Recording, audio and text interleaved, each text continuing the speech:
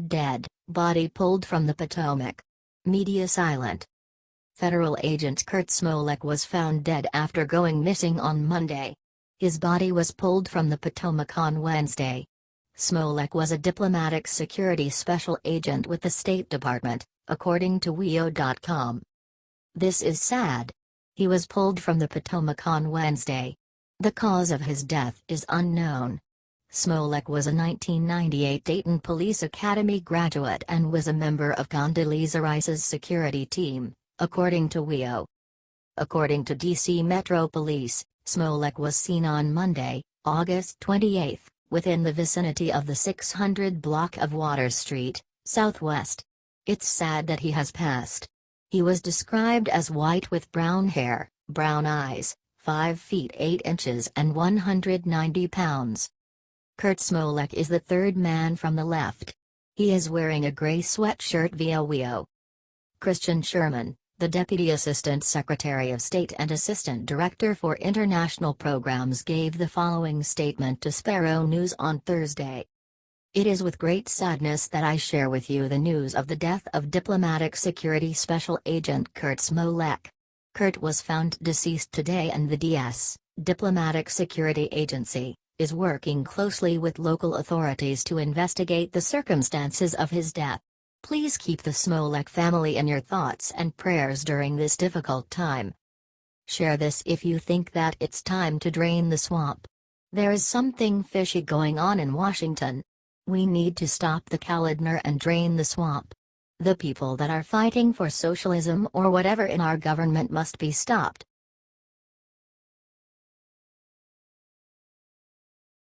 This morning Trump said the one thing that Comey and Hillary didn't want getting out.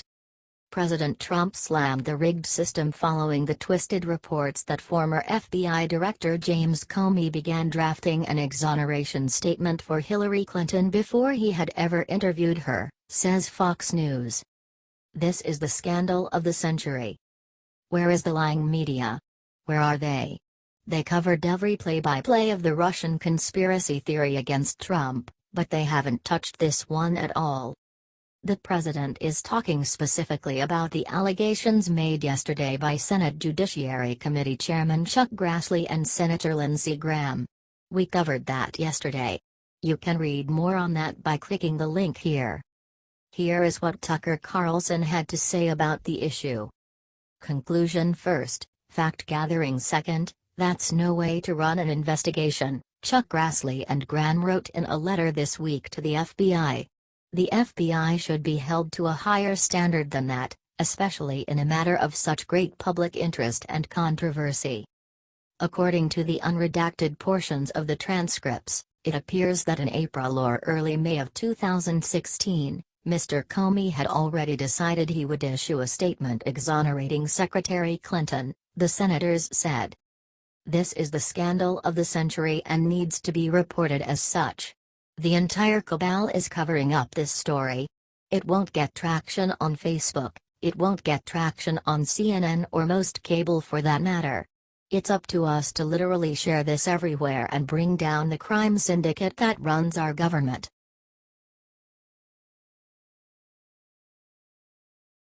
Right after left claimed Mattis turned on Trump, Mattis stuck them down with just one sentence.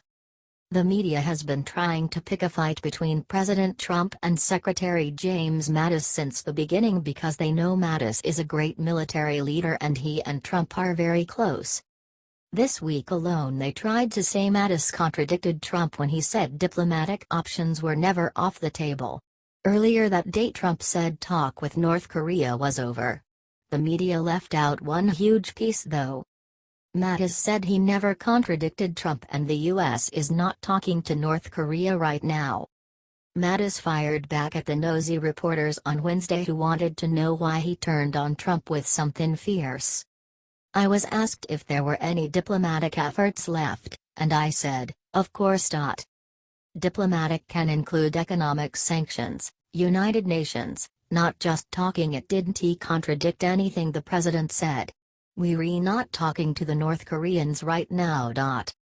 Even better, when the reporter said Mattis' statement was widely interpreted to contradict Trump, Mattis hit back with, Then it was widely misinterpreted! So it looks like it was actually the media and not Trump who were trying to force us into a war with North Korea while also tearing apart the White House. They should be ashamed. This right here is just another example of why President Trump trusted the military to Secretary Mattis in the first place.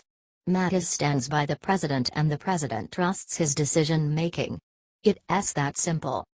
Let us help rectify this nasty smear campaign by getting this shared to all Republicans and show Mattis and Trump stand together completely.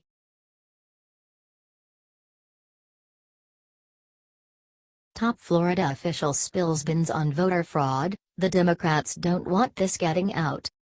President Trump refuses to back down from the claims that illegal aliens voted in the election. This will not be seen on the mainstream media. This is the kind of news that Anderson Cooper has nightmares about.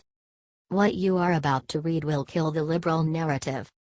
According to the Daily Signal, Broward County Elections Supervisor Brenda Snipes is defending her office against a lawsuit brought by the American Civil Rights Union. According to the case, the rolls are inflated with non-citizens and felons and other ineligible voters. On July 31, the South Florida Sun-Sentinel reported that Snipes acknowledged the processes her office has been using aren't perfect and that some non-citizens and felons have voted despite not being eligible, especially right before major elections, when groups are actively registering new voters. She then said that the statement was blown out of proportion. Snipes is an ally of Hillary Clinton and met with her during the election, says the Miami Herald. The mainstream media will not show this. Share this everywhere and comment Trump was right below this. Together we can beat them.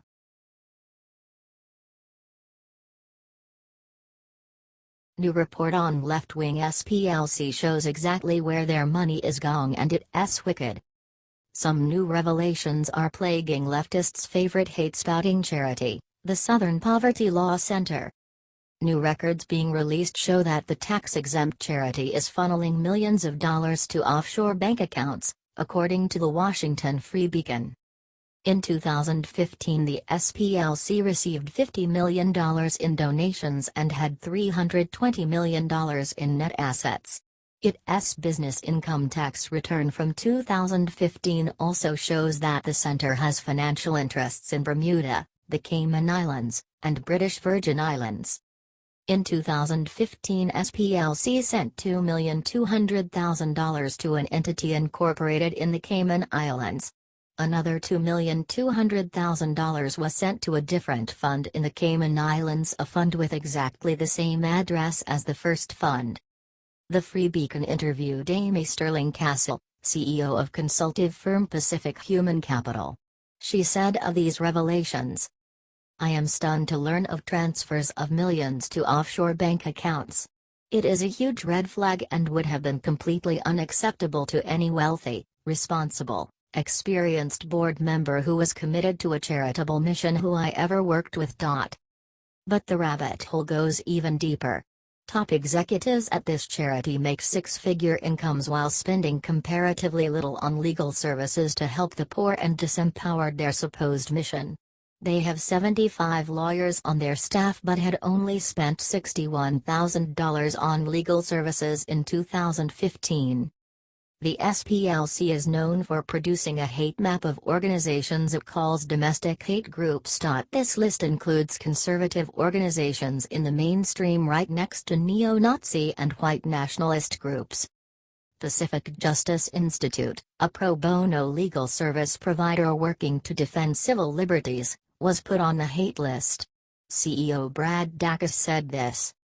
Why is the Southern Poverty Law Center doing this? It is simple. They want to vilify and isolate anyone that doesn't agree with their very extremist leftist policy and ideology. This isn't about defending civil rights, this is about attacking civil rights. The SPLC seems like a corrupt organization, yet leftists keep legitimizing it by donating money and airtime. Let us spread the word of who they really are by sharing this post 10,000 times. Washington Free Beacon.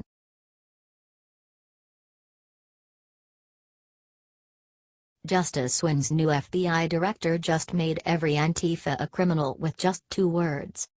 To anyone who has been to a Trump rally or even watched an internet video, there can be zero doubt that Antifa are a bunch of dangerous and violent psychopaths using force to destroy our country. That much is a fact. Now, those anarchists who prey on ignorant liberal teens have been smashed one final time that will shut them down for sure.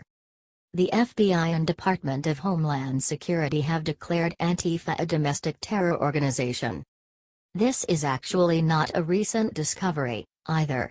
It turns out the FBI and DHS determined back in 2016 that Antifa was a terror organization and began warning states back then of the danger they posed. Still, many Dems saw these alt-left extremists as allies in the fight against the Republicans and decided to ignore the warning. Thanks to the label, however, the new FBI director Christopher Wray is working overtime to put all the known Antifa on the terror watch list to prevent them from creating WMDs and traveling overseas to get anarchy training in Greece and Italy. So now the ball is in the Democrat court. They were so ready to say Trump was wrong to call Antifa violent and dangerous. It turns out the FBI agreed with Trump even back then. Help share this major report everywhere and put Antifa away once and for all.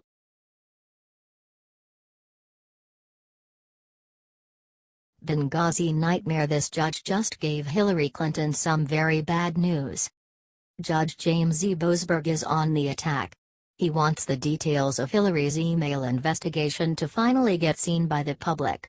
Earlier this week, we reported that FBI was withholding documents on the Clinton investigation based on lack of public interest.